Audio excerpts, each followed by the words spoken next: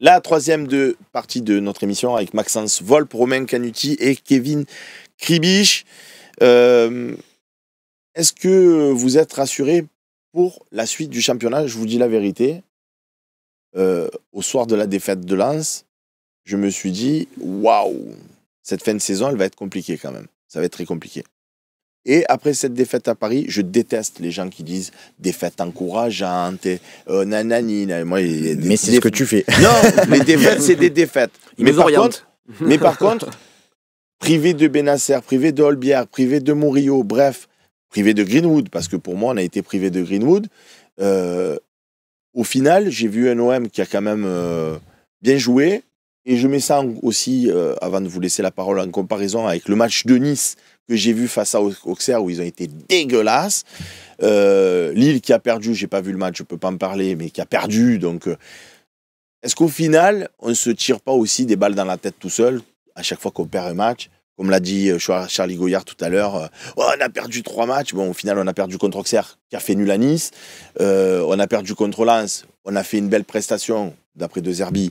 On prend un but sur une contre. On n'est pas arrivé à forcer le destin. Bref, on ne fait pas non plus des espèces de non-matchs dégueulasses, comme j'ai pu en voir à certaines périodes de l'Olympique de Marseille.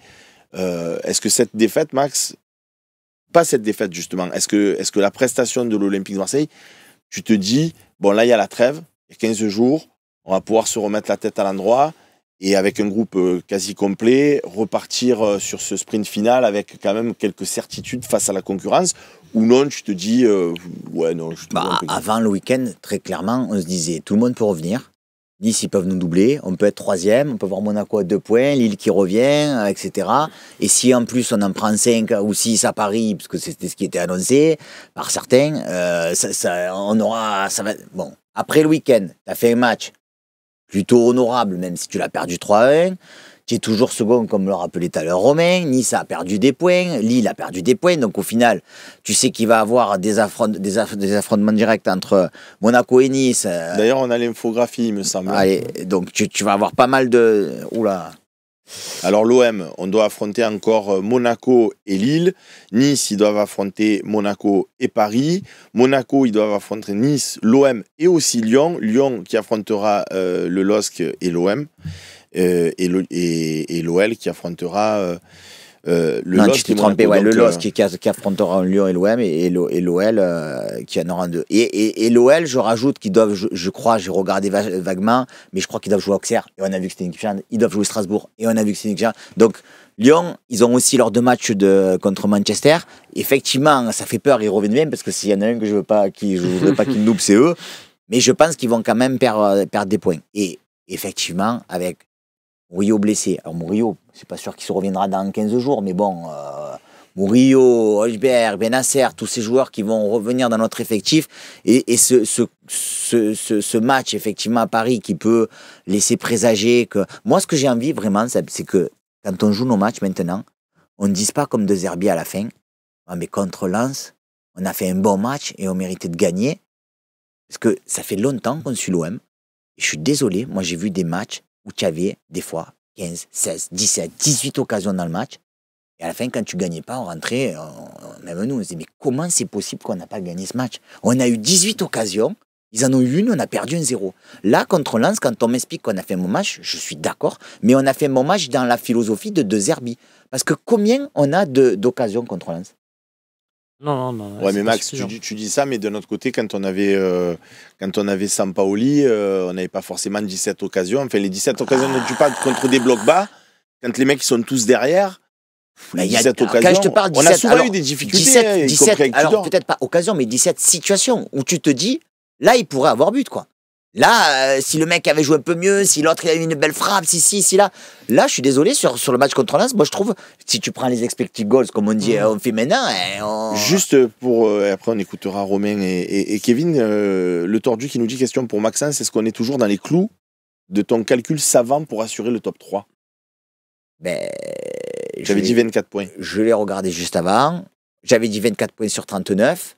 On en a pris 6 sur 15. Donc, il nous en reste 18 sur 24. Ça veut dire que si, sur les 8 derniers matchs, tu fais 6 victoires, t'es dans les clous, mais ça va être dur. On est d'accord. Sur les 8 derniers matchs. Hein. Sur les 8 derniers, c'est pas ce que j'ai dit. Sur les 8 derniers matchs, 6 victoires.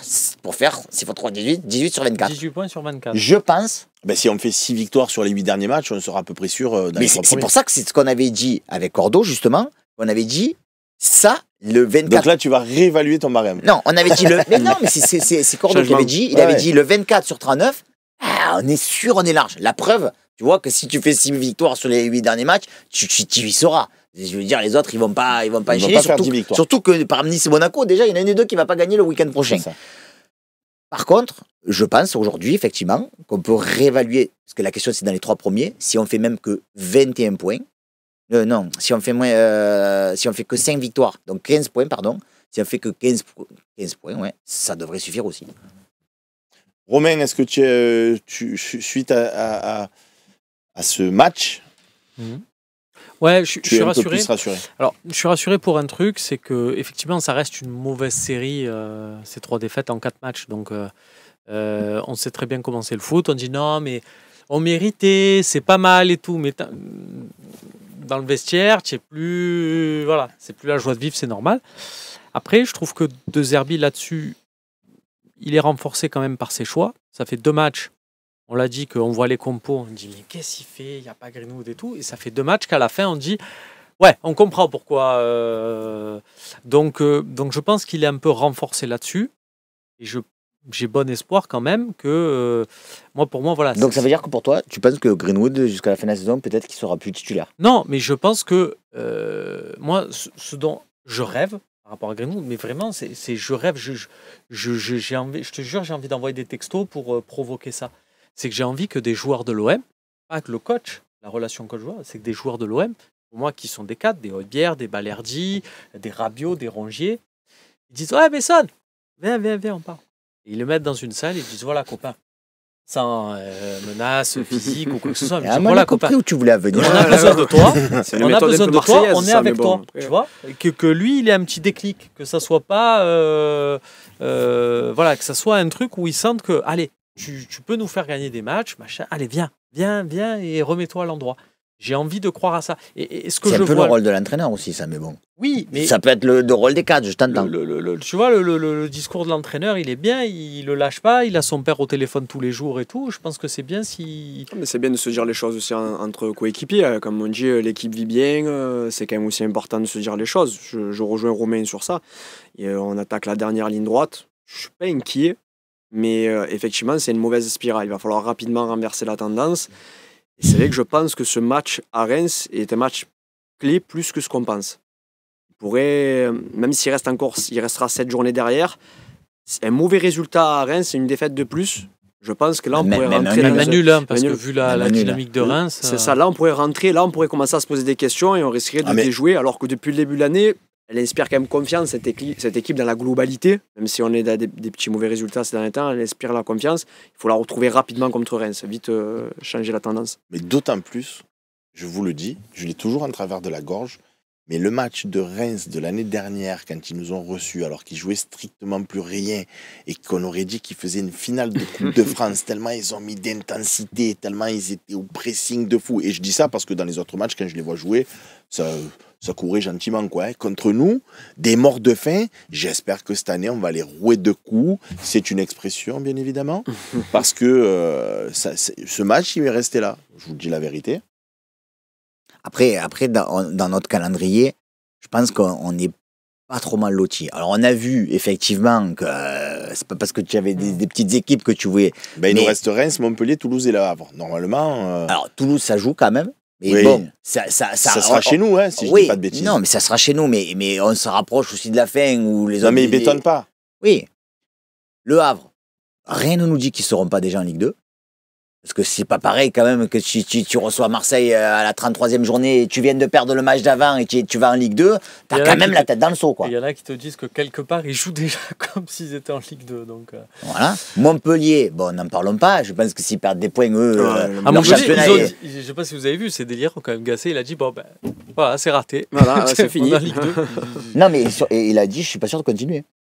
Non, mais là, Donc donc Montpellier, je sais pas comment, on va pas présager du match, mais selon le scénario, on sait que encore une fois le goal average pourra être important. Je pense que Montpellier, il faudrait que Gasset reste et qu'ils disent bon allez, allez laissez au moins qu'on ait ça dans l'année quoi. Je voudrais dire qu'on a eu des personnes qui sont passées par Marseille et par Montpellier qui sont pas à l'aise avec ce genre de pratique. On va jouer Brest. Eric Roy, pareil, il joue à Marseille aussi.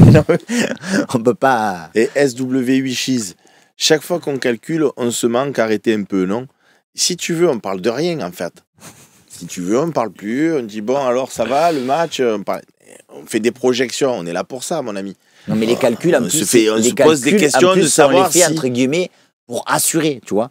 Donc comme je te dis, si les autres, on voit bien qu'ils avancent pas non plus, donc peut-être que même 4 victoires, 1 nul et 3 défaites, ça peut passer aussi. Il y a Nico Amskas qui nous dit tu préfères taper Monaco ou Lille si on doit faire une victoire sur les deux?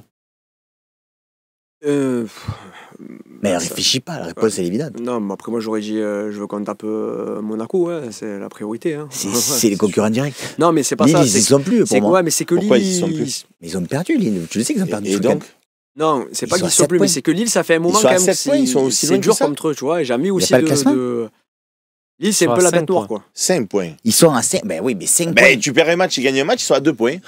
C'est des mathématiques. Hein. Ouais, d'accord. Mais Ouais, bon, là, si t'as c'est- tapé Monaco ce jour-là, ils ne pourront pas te revenir sur toi. Hein.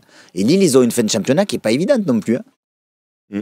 Bon, ben, non, mais tu dis évident. Mais non, mais pour moi, il faut qu'on laisse une équipe nous doubler. Ouais, personne nous l'oublie. Moi, je veux finir second. Non, mais si tu veux finir dans les 3 faut gagner premiers, tous les c'est matchs, quand même ouais. l'objectif, parce qu'entre 2 et 3, on veut tous finir 2, mais bon, entre 2 et 3. Donc, si tu tapes Monaco, ça veut dire que Monaco, tu les remets à 5 points. Donc, Lille, ils sont à 5 points, Monaco, ils sont à 5 points. Bon, tu as tes matchs, comme vient de citer, Montpellier, Le Havre, Reims, que tu devrais pouvoir gagner. Donc, voilà, ça va, quoi. Ben, moi, J'aime bien la phrase de conclusion. Vas-y, Non, Romain. mais c'était une variante à ce que dit Nico Amskas. Moi, si tu me dis, j'ai une pochette cadeau là, tu gagnes Lille et Monaco, tu gagnes un match des deux, c'est sûr t'en gagnes un. Je te dis pas lequel, mais t'en gagnes un. Est-ce que tu achètes la pochette? Ben, je l'achète. Ah ben, bien sûr, moi aussi. Non, mais ça veut Oui, dire. oui, tu peux même aussi, ça tu peut peux être que perdre Lille. l'autre, Ah tu ben, sais pas quel match c'est. Même Ouais, si On mais a tu, dit tu qu'il gagnes fallait 6 Lille. victoires. Donc, si tu as gagné Bon. sur les deux, Les amis, Albo Marseille qui conclut cette troisième partie en nous disant on est notre pire ennemi. Et je suis bien d'accord avec toi, Albo c'est vrai. Marseille. Je pense que si on ne finit pas top 3, on pourra s'en prendre qu'à nous-mêmes. Allez, on passe à la partie des questions-réponses.